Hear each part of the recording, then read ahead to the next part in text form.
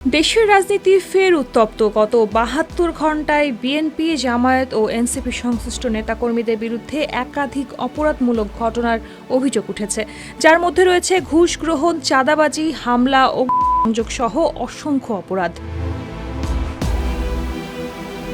৩০ মে নিজেদের verified Facebook page থেকে বিভিন্ন রাজনৈতিক দলের বিগত ৭২ ঘণ্টার অপকর্মের খতিয়ান তুলে ধরে বৈষম্য বিরোধী ছাত্র আন্দোলন, যেখানে দেখা যায় নতুন গণতান্ত্রিক দলের এনসিপির এক সদস্য ট্রাক আটকে চাঁদা দাবি করায় সেনাবাহিনীর হাতে গ্রেফতার হয়েছেন।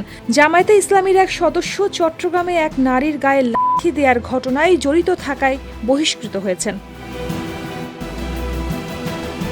এছাড়া বিএনপি নেতাদের বিরুদ্ধে উঠেছে একাধিক অভিযোগ। ঘুষ লেনদেনের সময় হাতে নাতে ধরা পড়েছেন এক নেতা, অন্যদিকে চাঁদা না দেয়ায় ছাত্রদল নেতারা এক ব্যবসায়ীকে মারধর করেন। গোপন অভিযানে এক বিএনপি নেতার বাড়ি থেকে বিপুল অস্ত্র উদ্ধার করেছে পুলিশ। দলীয় কোন্দলে নিজেদের মধ্যেই মারপিটে আহত হয়েছেন ৩ নেতাকর্মী।